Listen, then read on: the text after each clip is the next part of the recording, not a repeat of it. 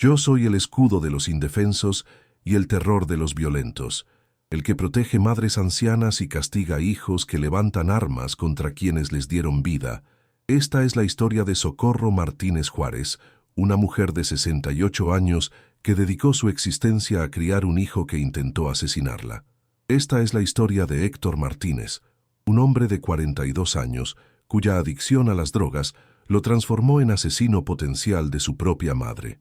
Y esta es la historia de cómo yo, Jesucristo, intervine en un cuarto miserable de Ecatepec, Estado de México, el 5 de octubre de 2023, para detener un cuchillo en el aire y salvar una vida que el mundo había olvidado, pero que para mí vale más que todas las riquezas de la tierra. Socorro Martínez nació en 1955, en un rancho pequeño en Guerrero, donde la pobreza no era condición, sino destino aparentemente inevitable. Fue la séptima de 11 hijos de una familia campesina que sobrevivía cultivando maíz en tierra, que cada año producía menos. Su educación terminó en tercer grado de primaria, cuando su padre la sacó de la escuela para ayudar en la casa y en el campo. A los 14 años ya trabajaba a tiempo completo cuidando a sus hermanos menores, cocinando, lavando ropa en el río, moliendo maíz para tortillas cada amanecer. Socorro nunca conoció niñez en el sentido que niños más afortunados la conocen. No tuvo juguetes, no tuvo tiempo para jugar, no tuvo sueños de futuro diferente, porque nunca vio evidencia de que futuros diferentes existieran para gente como ella. Pero tenía algo que la sustentaba: fe sencilla y profunda en mí. Cada noche, sin importar cuán exhausta estuviera por el trabajo del día, se arrodillaba junto a su petate y oraba. Diosito, gracias por otro día. Diosito, cuida a mi familia. Diosito, ayúdame a ser buena. Oraciones simples de niña, que yo escuchaba con ternura infinita. A los 17 años, Socorro conoció a Ramón Martínez, un hombre de 24 que trabajaba temporalmente en su rancho ayudando con la cosecha. Ramón era de Ecatepec, lugar que para Socorro sonaba exótico y lleno de oportunidades. Él le contaba historias de la ciudad, de casas con electricidad y agua corriente, de tiendas con productos de todo tipo, de posibilidades que no existían en el campo. Socorro se enamoró no tanto del hombre, sino de la promesa de vida diferente que representaba. Se casaron después de noviazgo de 3 meses. Socorro dejó a su familia y su rancho y viajó a Ecatepec con este hombre que apenas conocía, llevando solo una bolsa con sus pertenencias. Lo que encontró no fue el paraíso urbano que había imaginado, sino otro tipo de pobreza igualmente brutal. Ramón rentaba un cuarto en vecindad superpoblada en una de las colonias más peligrosas de Ecatepec. Trabajaba como cargador en mercado local cuando había trabajo, que no era siempre. Bebía demasiado. Y cuando bebía se volvía violento. Socorro descubrió en su primera semana de matrimonio que Ramón le pegaría. Descubrió que los golpes vendrían sin razón predecible, que intentar complacerlo no prevenía la violencia, que disculparse no la detenía, que rogar misericordia solo lo enfurecía más. Aprendió a encogerse, a proteger su cabeza con sus brazos, a permanecer en silencio mientras él descargaba su rabia en su cuerpo pequeño. Y aprendió que no había escape porque no tenía dinero, no tenía familia cerca, no tenía lugar a donde ir. Quedó embarazada a los 3 meses de casada. Ramón no estaba contento. Un hijo significaba más gastos, más responsabilidad, más razones por las que su vida era miserable. Socorro, por otro lado, recibió la noticia con mezcla de terror y esperanza. Terror porque sabía que traer un niño a esta situación era cruel. Esperanza porque tal vez, solo tal vez, un hijo suavizaría a Ramón. Le daría propósito, lo transformaría en hombre mejor. No lo hizo. Si acaso, empeoró las cosas. Ramón resentía el embarazo de Socorro, resentía que su cuerpo cambiara, resentía la atención que ella dedicaba a prepararse para la llegada del bebé. Aumentó la frecuencia y severidad de los golpes. Socorro pasó los 9 meses de embarazo viviendo en terror constante, no solo por sí misma, sino por la criatura creciendo dentro de ella. Héctor Martínez nació el 12 de marzo de 1981 en hospital público, donde Socorro estuvo sola porque Ramón estaba borracho en alguna cantina. Fue parto difícil. Socorro casi murió de hemorragia, pero sobrevivió, y cuando pusieron a ese bebé en sus brazos, sintió amor tan intenso que físicamente dolía. Este bebé era suyo, este bebé dependía de ella. Este bebé le daba razón para seguir viviendo en circunstancias que de otra manera habrían aplastado su voluntad de existir. Yo veía a Socorro, veía su amor por este niño, veía su determinación de darle mejor vida incluso cuando ella misma no tenía nada. Intenté ayudarla de maneras que podía. Le envié vecinas amables que compartían comida cuando no tenían. Le puse en el camino a una enfermera en clínica que le consiguió ayuda de programa gubernamental para leche y pañales. Le di fuerza física y emocional para sobrevivir el abuso constante de Ramón mientras criaba a Héctor. Socorro trabajaba limpiando casas cuando podía, llevando a Héctor amarrado en su espalda con rebozo. El dinero que ganaba lo escondía de Ramón en lugares secretos porque, si él encontraba dinero, lo gastaba en alcohol. Centavo por centavo, día tras día, Socorro construía pequeño fondo de emergencia que representaba su única seguridad en mundo, que le ofrecía ninguna. Ramón nunca golpeó a Héctor directamente cuando era bebé y niño pequeño, pero el niño presenciaba la violencia contra su madre. Escuchaba los gritos, veía los moretones, se escondía temblando cuando su padre llegaba borracho, y eso lo marcó profundamente, imprimiendo patrones en su cerebro en desarrollo sobre cómo funcionan las relaciones, sobre qué es normal, sobre cómo los hombres tratan a las mujeres. Intenté alcanzar a Héctor de niño. Le envié maestros en preescolar y primaria que notaron su situación y trataron de darle atención extra, de ser figuras positivas en su vida. Le di momentos de alegría jugando con otros niños en la calle, donde podía olvidar temporalmente el caos de su casa. Le permití desarrollar inteligencia que le permitiría eventualmente tener oportunidades para escapar del ciclo de pobreza. Pero las heridas de presenciar violencia doméstica constante son profundas y no sanan fácilmente. Cuando Héctor tenía 7 años, Ramón murió. Llegó a casa más borracho de lo usual una noche, se tropezó bajando escaleras de la vecindad, cayó mal y se rompió el cuello. Socorro encontró su cuerpo a la mañana siguiente. Su primera reacción no fue tristeza, sino alivio abrumador. Ya no sería golpeada, ya no viviría en terror, ya no tendría que esconder su dinero, ya no tendría que explicar moretones a vecinas curiosas. Era libre. Recibí el alma de Ramón con justicia. Había vivido vida de violencia y murió muerte violenta. Su juicio no fue placentero para él, y Socorro, viuda a 26 años con hijo de 7, comenzó nueva fase de su vida. Fue difícil económicamente, pero por primera vez en su vida adulta no vivía con miedo constante de ser atacada en su propia casa. Socorro trabajaba incansablemente, 3, a veces 4 casas al día limpiando. Salía a las 5 de la mañana y regresaba a las 8 de la noche. Héctor se criaba prácticamente solo, lo que era peligroso en Colonia donde pandillas reclutaban niños desde los 10 años, pero Socorro no tenía alternativa. Necesitaba trabajar para comer. Trabajaba para asegurarse de que Héctor estudiara, tuviera útiles escolares, uniformes, zapatos. Héctor era buen estudiante en primaria, inteligente, pero también cada vez más rebelde.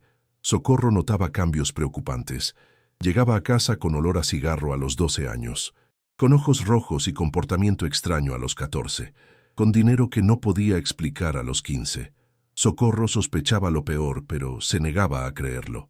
Mi hijo no, se decía. Mi hijo es buen muchacho. Solo está pasando por fase difícil. Pero no era fase. Héctor había caído en mundo de drogas que devora jóvenes en colonias marginadas como Ecatepec. Comenzó con marihuana que amigos compartían. Luego inhalantes baratos. Para los 17 ya estaba usando cocaína ocasionalmente. Para los 19 cristal metanfetamina regularmente. Y para los 21 era adicto completo, cuya vida giraba enteramente alrededor de conseguir siguiente dosis.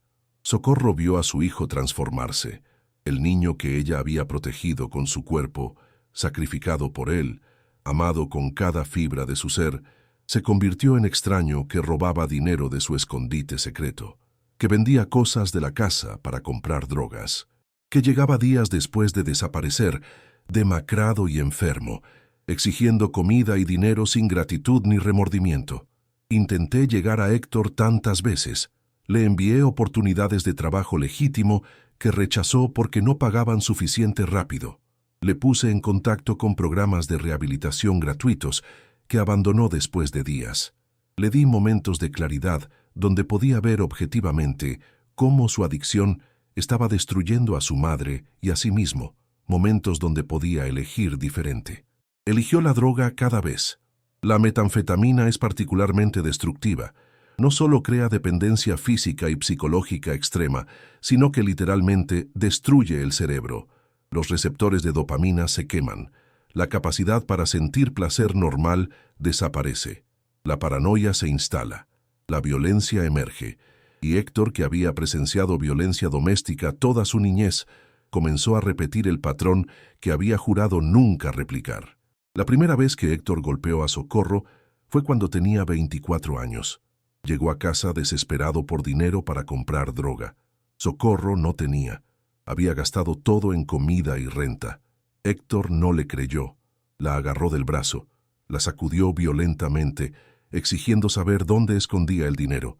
Socorro, aterrada viendo en su hijo los mismos ojos que había visto en su esposo abusivo años antes, le dio los pocos pesos que tenía. No fueron suficientes, pero fueron suficiente para esa dosis. Héctor se fue dejando a Socorro llorando, no tanto por el dolor físico, sino por el dolor emocional devastador de ser atacada por su hijo. Ese fue el primer golpe. No fue el último. Durante los siguientes 18 años, Héctor golpearía a Socorro docenas de veces. La empujaría, la insultaría, la amenazaría, robaría todo lo que ella tenía de valor, vendería todo lo que no estaba literalmente atornillado. Desaparecería por semanas y luego reaparecería exigiendo que lo cuidara cuando estaba enfermo por su adicción. Socorro lo toleraba todo, no porque fuera masoquista, sino porque era su hijo. Recordaba al bebé que había cargado, al niño pequeño que la abrazaba y le decía que la amaba, al estudiante inteligente que había mostrado tanto potencial. No podía rendirse con él, no podía echarlo, no podía llamar a policía y meterlo a cárcel. Era su hijo, y creía que mientras hubiera vida, había esperanza de que cambiara. Yo entendía su amor incluso cuando veía que era amor que permitía destrucción. Es tensión que muchos padres de adictos enfrentan. ¿Dónde está la línea entre amor incondicional y permitir comportamiento destructivo? ¿Cuándo ayudar se convierte en permitir? Socorro luchaba con estas preguntas cada día, pero siempre llegaba a misma conclusión. No podía abandonar a su hijo sin importar qué hiciera. Para cuando Héctor cumplió 40 años, era ruina de ser humano. 2 décadas de abuso de metanfetamina habían destruido su cuerpo y mente. Pesaba tal vez 50 kilos, su cuerpo consumido por la droga. Sus dientes estaban podridos y caídos. Su piel tenía llagas que no sanaban. Su cerebro estaba tan dañado que experimentaba psicosis frecuentes donde veía cosas que no existían, escuchaba voces, creía que gente lo perseguía. Había estado en cárcel múltiples veces por posesión y robo. Había estado en hospitales psiquiátricos. Nada había funcionado porque él no quería cambiar, y el sistema simplemente lo procesaba y lo soltaba de regreso a las calles. Socorro para entonces tenía 66 años. Su cuerpo estaba destruido por 6 décadas de trabajo físico brutal. Artritis en sus manos la hacía difícil agarrar escoba. Problemas de rodilla hacían cada escalera agonía. Su vista fallaba. Su audición disminuía. Pero todavía trabajaba porque todavía necesitaba comer y porque Héctor, cuando aparecía, exigía dinero que ella no podía negar. La relación se había deteriorado a puro terror. Socorro ya no veía a su hijo cuando miraba a Héctor. Veía a extraño peligroso que podía atacarla en cualquier momento. Dormía con su puerta cerrada con llave. Escondía cualquier objeto que pudiera ser usado como arma. Mentía sobre cuánto dinero tenía, esperando que él creyera que no había nada que robar. Vivía en estado constante de hipervigilancia, esperando el próximo ataque. Vecinas le suplicaban que buscara ayuda, que llamara a policía, que se fuera a refugio. Pero Socorro estaba atrapada por combinación de amor maternal distorsionado, vergüenza de admitir públicamente su situación, miedo de represalias de Héctor y desesperanza aprendida después de décadas de trauma. Creía que esta era simplemente su vida, su cruz que cargar, su destino del cual no había escape. Yo la veía, lloraba por ella. Enviaba ayuda de múltiples formas que ella rechazaba o no podía aceptar. Ponía en su camino a trabajadores sociales que ofrecían recursos. Inspiraba a vecinas a intervenir. Le daba sueños donde le mostraba que merecía mejor, que no tenía que vivir así. Pero no podía forzar su mano. Solo podía llamarla y esperar a que respondiera o esperar hasta que situación llegara a punto donde mi intervención directa se volviera necesaria. Ese punto llegó el 5 de octubre de 2023. Era jueves. Socorro había trabajado todo el día limpiando 2 casas. Llegó a su cuarto en la vecindad alrededor de las 7 de la noche, exhausta y adolorida. Su cuarto era espacio de tal vez 3 metros por 3 metros. Tenía cama individual donde dormía, estufa pequeña de 2 quemadores, algunos trastes, ropa colgada en clavos en la pared y un crucifijo viejo que había pertenecido a su madre. Era todo su mundo material, todo lo que 68 años de trabajo incansable le habían dado. Héctor no había aparecido en 2 semanas. Socorro había empezado a esperar, contra toda lógica, que tal vez esta vez no regresaría, que tal vez había encontrado otro lugar donde quedarse, que tal vez finalmente la dejaría en paz. Pero esa noche escuchó golpes violentos en su puerta. Reconoció inmediatamente el estilo de golpe. Era Héctor. Abrió la puerta porque no abrirla solo lo enfurecería más. Héctor entró tambaleándose. Estaba peor de lo que Socorro lo había visto nunca. Sus ojos eran salvajes, pupilas dilatadas enormemente. Sudaba profusamente a pesar de que la noche era fresca. Su mandíbula apretada y desapretaba constantemente, efecto secundario de metanfetamina. Hablaba rápido y sin coherencia, saltando de tema a tema sin conexión lógica. Socorro reconoció inmediatamente que estaba en estado de psicosis inducida por drogas, el estado más peligroso. «Dame dinero», exigió Héctor. «Sé que tienes. Siempre escondes dinero, vieja. Dame todo lo que tengas ahora». Socorro, tratando de mantener voz calmada aunque su corazón latía desbocado de miedo, le dijo que solo tenía 50 pesos que le quedaban de su pago hasta que le pagaran en su próximo trabajo. Héctor no le creyó. Su paranoia alimentada por drogas le convencía de que ella escondía miles de pesos, que conspiraba para no darle lo que era suyo, que era egoísta y mala. Comenzó a destruir el cuarto, buscando dinero escondido. Volteó el colchón. Vació la caja donde Socorro guardaba sus pocas pertenencias. Rompió platos buscando debajo. Socorro le suplicaba que se detuviera, que no tenía nada más, que por favor se calmara. Pero Héctor estaba más allá de razonamiento. Encontró los 50 pesos que Socorro había mencionado. Los agarró con rabia. «Esto es todo lo que tienes, perra mentirosa. Me estás robando. Siempre me has robado. Todo es tu culpa. Debiste darme mejor vida. Debiste hacer que papá no fuera alcohólico. Debiste evitar que cayera en drogas. Todo es por ti». La lógica de adicto en psicosis no sigue patrones racionales.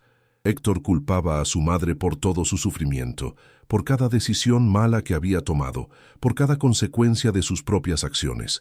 Y en su mente distorsionada, ella merecía castigo por arruinar su vida. Fue a la pequeña cocina y agarró cuchillo más grande que Socorro tenía. No era cuchillo especialmente intimidante, solo cuchillo de cocina común que ella usaba para cortar verduras. Pero en manos de hombre psicótico que pesaba 50 kilos, pero cuyo cerebro dañado le daba fuerza de locura, era arma mortal. «Te voy a matar», dijo Héctor con voz que era mezcla escalofriante de rabia y calma extraña. «Te voy a matar por lo que me hiciste, por toda mi vida arruinada. Vas a pagar, vieja». Socorro retrocedió hasta que su espalda golpeó contra la pared. No tenía a dónde ir. Su cuarto era demasiado pequeño. Héctor bloqueaba la única salida. Levantó el cuchillo. Socorro levantó sus manos instintivamente protegiéndose, sabiendo que sus brazos delgados de anciana no detendrían cuchilla pero sin poder hacer más. En su mente pasaron flash de su vida. Pensó en su niñez en Guerrero, en su matrimonio abusivo, en nacimiento de Héctor. en todos los sacrificios que había hecho, y pensó que después de todo eso, moriría asesinada por persona que más había amado. Cerró sus ojos. No quería ver el cuchillo viniendo, y en lo que creyó eran sus últimos segundos de vida, susurró: Jesús, recíbeme. Y ese susurro, esa oración final de mujer que había mantenido fe sencilla a través de 6 décadas de sufrimiento inimaginable, me alcanzó con poder que demandaba respuesta. No podía quedarme como observador invisible por más tiempo. Esta mujer había soportado suficiente. Este hijo había cruzado línea final que no permitiría cruzar. Era tiempo de intervenir. Me materialicé en ese cuarto pequeño. Mi túnica beige dorada brillaba con luz que llenó el espacio oscuro. Mi presencia empujó contra las paredes como si el cuarto fuera demasiado pequeño para contener mi esencia. El cuchillo en la mano de Héctor se detuvo como si hubiera golpeado pared invisible a centímetros del rostro de Socorro. Se congeló ahí, suspendido por mi voluntad, incapaz de moverse ni milímetro más adelante. Socorro abrió sus ojos al sentir el cambio en el ambiente. Me vio inmediatamente de pie entre ella y su hijo, mi cuerpo formando barrera protectora infranqueable. Sus rodillas cedieron y cayó de rodillas, no de miedo, sino de alivio y reconocimiento. «Jesús», susurró, «viniste, realmente viniste». Héctor también me vio. En su estado de psicosis no estaba completamente seguro si yo era real o alucinación, pero real o no, mi presencia lo aterraba de manera que nada más había hecho. El cuchillo cayó de su mano entumecida. Retrocedió hasta que chocó contra la pared opuesta. Sus ojos, ya salvajes por las drogas, se abrieron aún más con algo parecido a reconocimiento primitivo de presencia divina. «Héctor Martínez», dije su nombre con voz que retumbó en el cuarto pequeño como trueno. «Acabas de intentar asesinar a la mujer que te dio vida, que sacrificó todo por ti, que absorbió tu abuso durante décadas porque te amaba demasiado para abandonarte. ¿Sabes lo que mereces por esto?» Héctor intentó hablar, pero solo salieron sonidos incoherentes. Su cerebro dañado luchaba por procesar mi presencia. «Mereces muerte», continué.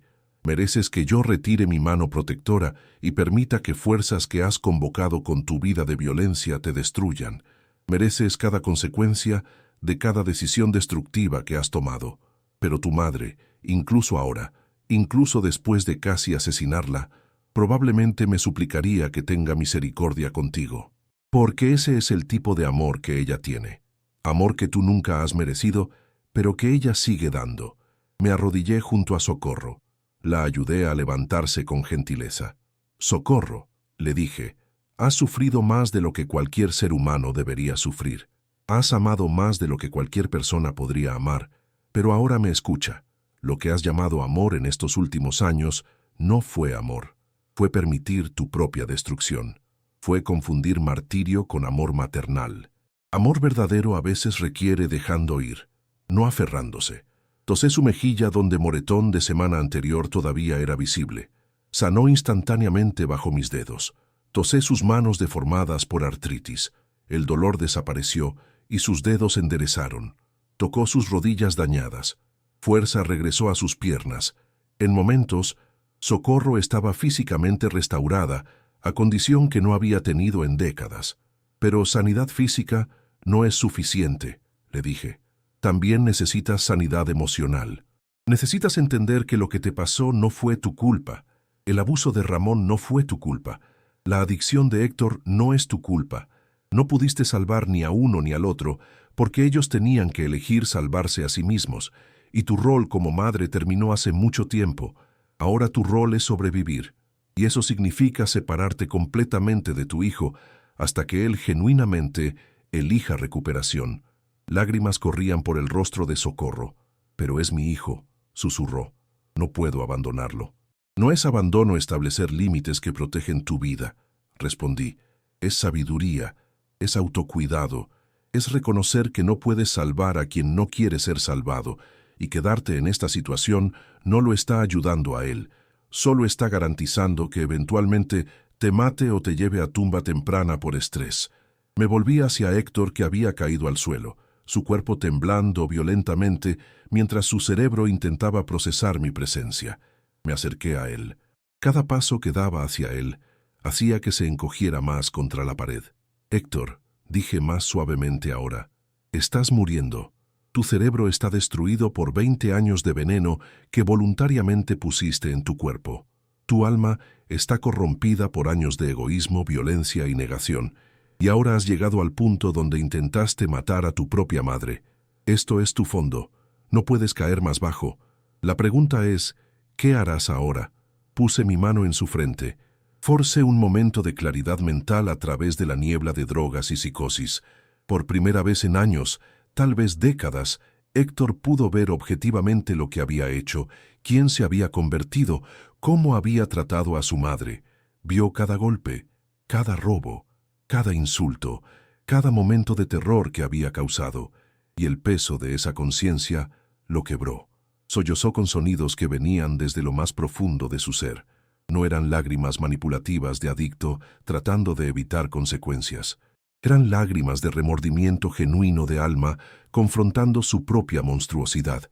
«Mamá», logró decir entre sollozos. «Mamá, lo siento, lo siento. Dios, perdóname. No quiero ser esto. No quiero ser esto, pero no sé cómo parar». «Ese es primer paso», le dije. «Admitir que eres impotente contra tu adicción, que has tratado de parar por tu cuenta y has fallado, que necesitas ayuda que va más allá de tu propia voluntad. Pero admitir no es suficiente. Debes actuar. Y esto es lo que debes hacer. Mañana irás a clínica de rehabilitación que señalaré. Entrarás a programa de internamiento largo. Permanecerás todo el tiempo que tomen, y durante ese tiempo no tendrás contacto con tu madre. 0. Ella necesita tiempo para sanar lejos de ti. ¿Entiendes?» Héctor asintió, incapaz de hablar más. Me volví de nuevo hacia Socorro. «¿Y tú?», le dije firmemente. «Debes irte de aquí esta noche. Una vecina te ofrecerá su casa temporalmente. Aceptarás. Luego contactarás a servicios sociales y aplicarás para vivienda asistida para adultos mayores. Existen programas. Calificarás. Y no regresarás a este cuarto. No verás a Héctor hasta que haya completado rehabilitación y pueda demostrar cambio sostenido por al menos un año. Esto no es negociable. Si lo permites regresar a tu vida antes de eso, morirás. Y no intervendré de nuevo. ¿Entiendes?» Socorro asintió, lágrimas todavía cayendo, pero ahora con determinación creciendo en sus ojos. «Entiendo, señor. Haré lo que dices. Lo prometo». «Bien», dije. «Entonces mi trabajo aquí está completo. Pero recuerden ambos, estoy observando.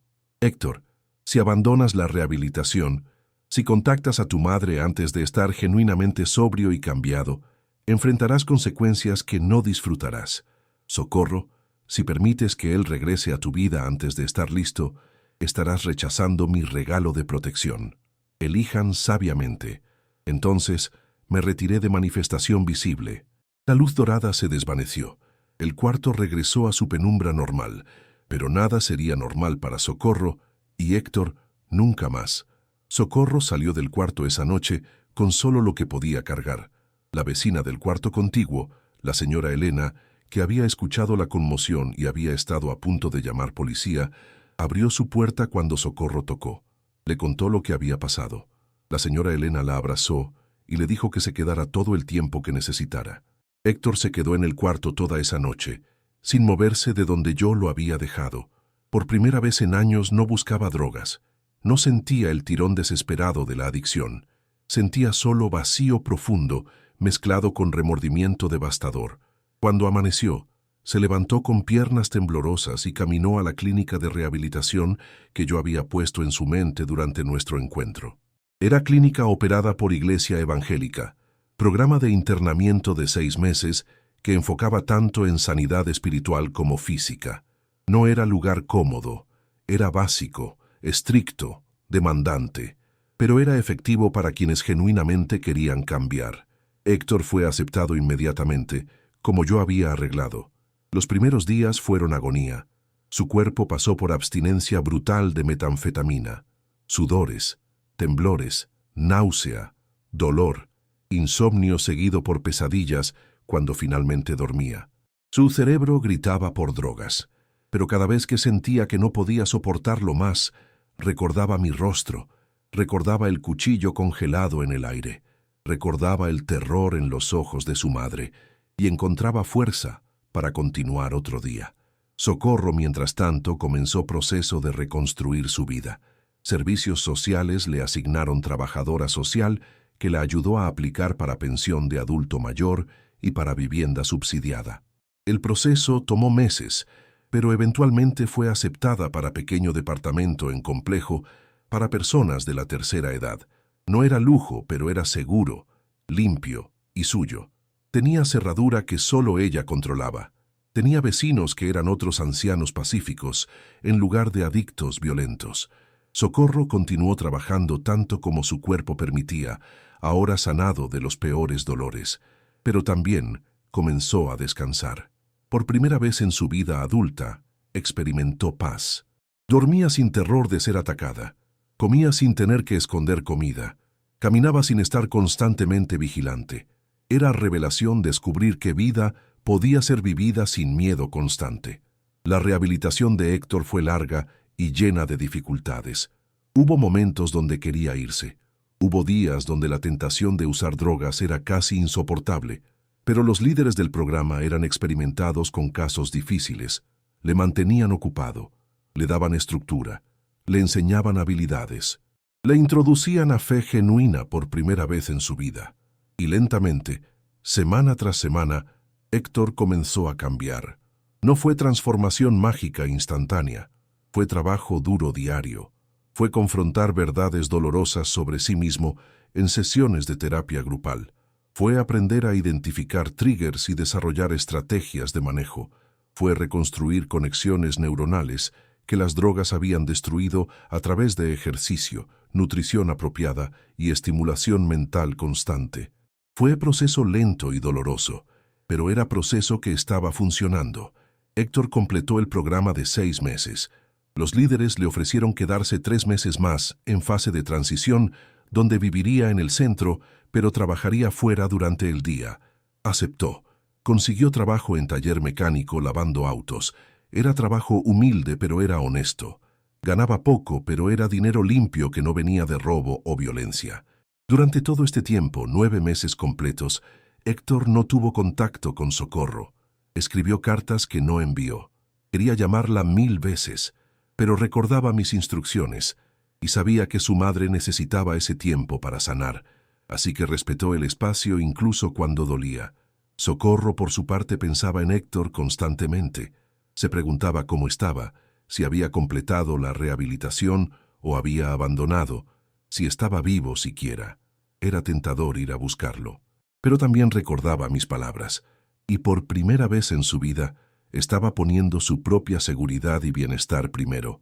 Era acto de autocuidado que sentía egoísta, pero que sabía era necesario. 10 meses después del incidente, en agosto de 2024, Héctor finalmente contactó a su madre. No apareció en su puerta.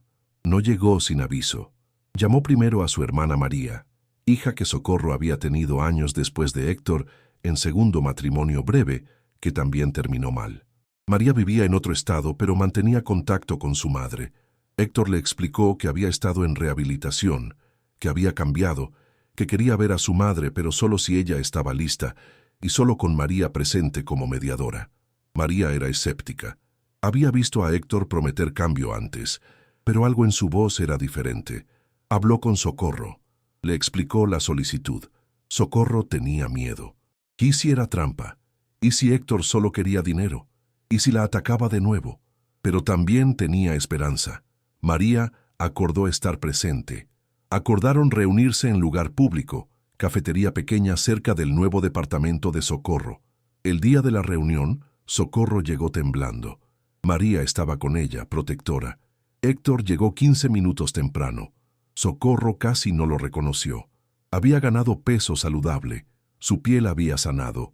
Sus dientes, aunque todavía dañados, estaban limpios. Sus ojos, que siempre habían sido salvajes o vidriosos, estaban claros. Vestía ropa simple pero limpia. Se veía como persona, no como adicto moribundo. Se sentaron. Hubo silencio incómodo. Luego Héctor habló.